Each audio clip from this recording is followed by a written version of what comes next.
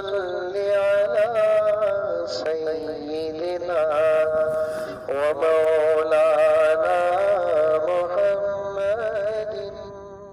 الحمد لله وسلام على عباده الذين اصطفى أما بعد فأعوذ بالله من الشيطان الرجيم بسم الله الرحمن الرحيم وإذا قيل لهم لا تفسدوا في الأرض قالوا إنما نحن مصلحون ألا إنهم هم المفسدون ولكن لا يشعرون. عزیزان محترم، کل گزشتہ مختصر سی بات ہوئی تھی. آگے اب ان لوگوں کے بارے میں جو زمین پر فتنہ اور فساد مچاتے ہیں. اردو میں فتنہ اور فساد لڑائی جھگڑے کو بولتے ہیں.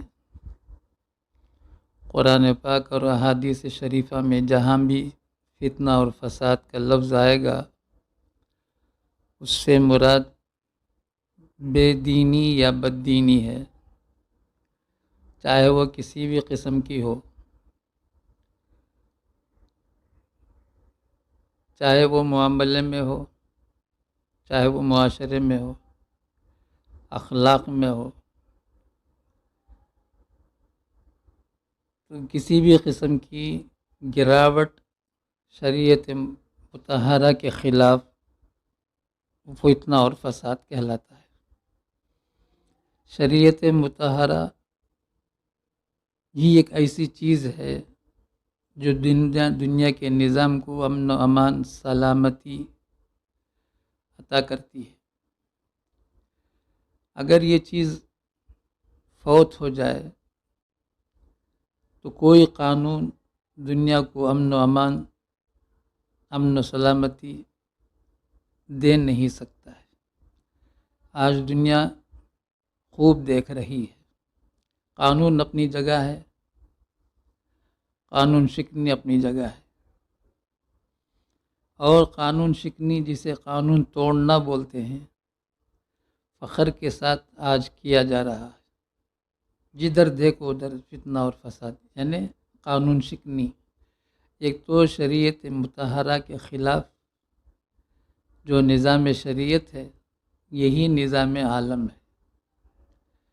نظام شریعت میں خلل نظام عالم کے اندر خلل کا پیدا ہونا سبب ہے. اب عالم کے اندر نظام امن و سلامتی کا قائم ہو اگر ہم چاہتے ہیں تو نظام شریعت کو اپنانا ہوگا. کسی بھی کونے میں، کسی بھی شوشے میں نظام شریعت میں خلل آئے گا تو ضرور نظام عالم میں خلل آئے گا. انفرادی ہو تو انفرادی خلل، اجتماعی ہو تو اجتماعی خلل. آج قانون کے پاسبان قانون شکنی پر تلے ہوئے. سبب کیا؟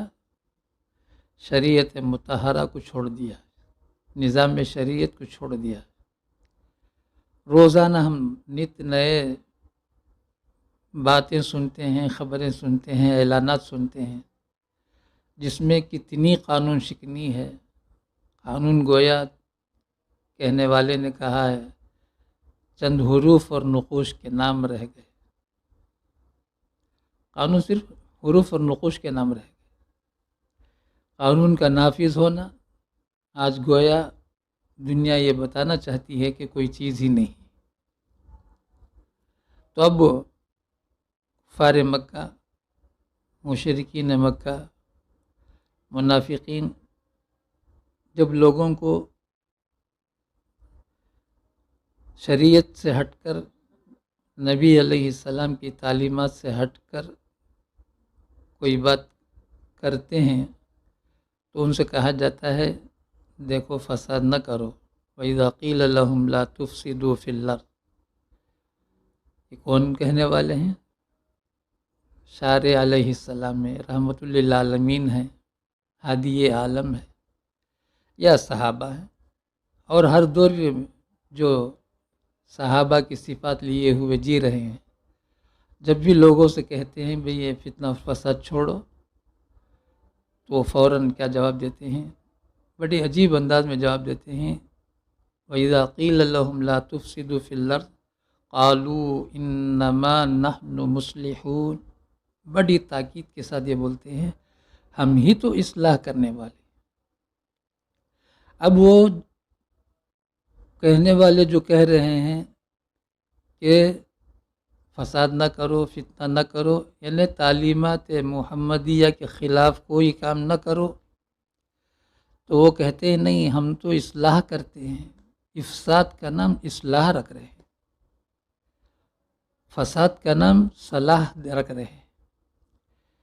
وہ کیا بولتے ہیں؟ دیکھو آج پھوٹ پڑ گیا ہے، بھائی بھائی سے، بھائی بہن سے، بہن بہن سے جدا ہو چکے ہیں، باپ بیٹے سے، بیٹا باپ سے۔ کس کی وجہ سے؟ دین محمدیہ کی وجہ سے۔ یہ جو تقسیم ہو گئی دین محمدیہ غیر دین محمدیہ کے نام سے، ہم یہ نہیں چاہتے، ہم چاہتے ہیں کہ سب ایک ساتھ رہیں، جیسے پہلے سے ایک ساتھ چلے آ رہے ہیں۔ یعنی ایمان کو ہٹا کر کفر اور شرک جو پہلے سے چلا آ رہا ہے، ہم یہ چاہتے ہیں کہ سب کے سب ایسے ہی رہیں۔ کفر و شرک کے دلدل میں پھنسنے کو وہ لوگ نام دے رہے ہیں یہ اصلاح ہے۔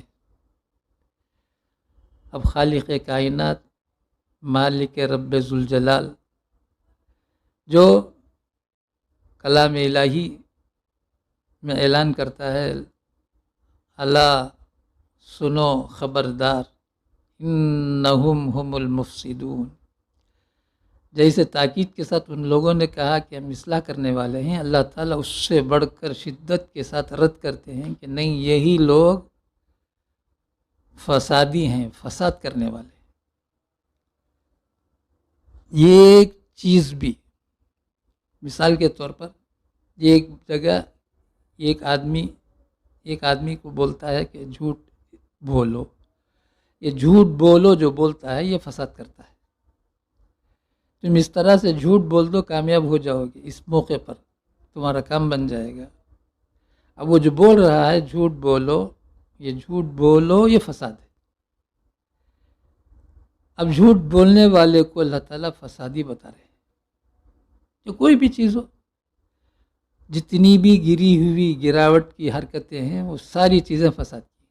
جو کوئی بھی اس کی طرف لوگوں کو دعوت دے گا وہ فسادی۔ الا انہم ہم المفسدون۔ اب اس میں سب آ جائیں گے۔ مثال ایک دیا جھوٹ، چونکہ بات کل گزشتہ جھوٹ پر بات آ چکی تھی، اسی جھوٹ کو مثال دے کر اگر کوئی کسی سے کہتا ہے کہ اس طرح سے جھوٹ بولو، تو یہ جھوٹ بولو بولنے والا فسادی ہے۔ اللہ تعالیٰ فرماتے الا انہم ہم المفسدون۔ اب جھوٹ کا نقصان سب جانتے ہیں۔ جھوٹ ظاہر ہو جائے تو ذلت اور رسوائی، شرمندگی، سر اٹھا کر چلنے کے قابل نہیں، نگاہ اٹھا کر چلنے کی قابل نہیں، آنکھ سے آنکھ ملا کر بات کرنے کی اس کے پاس طاقت ختم ہو جاتی۔ یہ ایک جھوٹ پر، یہ تو دنیا میں۔ اور اللہ کے رسول صلی اللہ علیہ وسلم نے فرمایا والکذب یہلک، جھوٹ آدمی کو ہلاک کر کے چھوڑ دیتا ہے۔ اب ہلاک کر دے تو اس کے بعد کیا چیز باقی رہ جاتی؟ تو اسی کو اللہ تعالیٰ فرماتے ہیں الا انہم ہم المفسدون ولکن لا یشعرون۔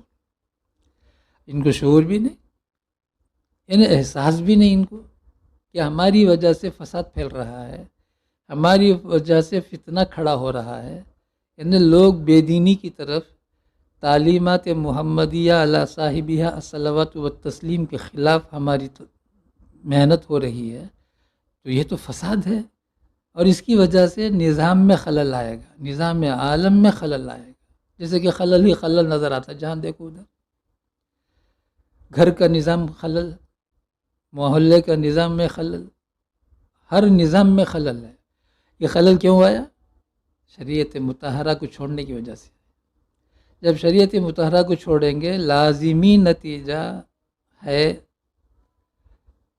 خلل کا پیدا ہو۔ خلل نہ ہو تو اس کی بہترین صورت یہی ہے کہ نظام شریعت کو قائم کیا جائے۔ اب پھر سے اللہ تبارک و تعالی معیار قرار دیتے ہیں، کسوٹی، ڈئی جسے ہم بولتے ہیں. جیسے کمپنیوں میں مال تیار کرنے کے لیے پہلے ڈئی بناتے ہیں، آج کل کمپیوٹر کے ذریعے سے ڈئی بن جاتا ہے. کمپیوٹر میں سیٹ کر دیا جائے، خود بخود مشین سے جو چیزیں نکلیں گی. وہ پہلے زمانے میں مستقل ڈئی بناتے تھے. تو اللہ تبارک و تعالیٰ ایمان کا ڈئی ہم سب کو دے رہا ہے، سانچہ ہمیں دے رہا ہے. بھئی ایمان کا سانچہ کون سا ہے؟ ایمان کا معیار کون سا ہے؟ تم جسے ایمان قرار دیتے ہو وہ ایمان نہیں ہے. اللہ جسے معیار ایمان قرار دے رہے ہیں، سانچہ بنا رہے ہیں، بتا رہے ہیں، وہ ایمان ہے. آگے وَإِذَا قِيلَ لَهُمْ آمِنُوا كَمَا آمَنَ النَّاسِ. کل بھی تھوڑی سی بات، حالانکہ یہ آج کی بات تھی لیکن کل اسے دہرا دیا چونکہ بات صحابہ کی آ گئی تھی. تو اللہ تعالیٰ فرماتے ہیں جب ان سے کہا جاتا بھی ایمان لاؤ جیسے یہ لوگ ایمان لائے. کل بتا دیا تفصیل کے ساتھ، یہاں مراد صحابہ ہے، حضرات صحابہ کرام رضوان اللہ تعالیٰ علیہم اجمعین مراد. بعضوں نے تو یہ بھی کہا ہے کہ عبداللہ بن سلام رضی اللہ تعالیٰ عنہ بھی صحابی ہیں، لیکن عام طور سے الناس سے مراد صحابہ ہے. وَإِذَا قِيلَ لَهُمْ آمِنُوا كَمَا آمَنَ النَّاسِ. تو کیا جواب دیتے تھے یہ لوگ؟ قَالُوا أَنُؤْمِنُ كَمَا آمَنَ السُّفَهَاءُ. کیا ہم ایمان لائیں جیسے کہ یہ بے وقوف لوگ ایمان لے؟ سفہا بے وقوف کو بولتے ہیں، کم عقل والوں کو بولتے ہیں. حضرات صحابہ کو کم عقل والے قرار دیا ان لوگوں نے. اچھا ایسا کیوں قرار دیا؟ ایمان لانے کی وجہ سے یہ لوگ جو مالدار تھے ان کا مال کم ہوتا ہوا نظر آنے لگا. تو ان لوگوں نے یہ سمجھا دنیا کمانا، مال جمانا، مال بڑھانا یہ عقل مندی ہے، مال گنوانا، مال کم کرنا، مال کو خرچ کر دینا یہ بے وقوفی ہے.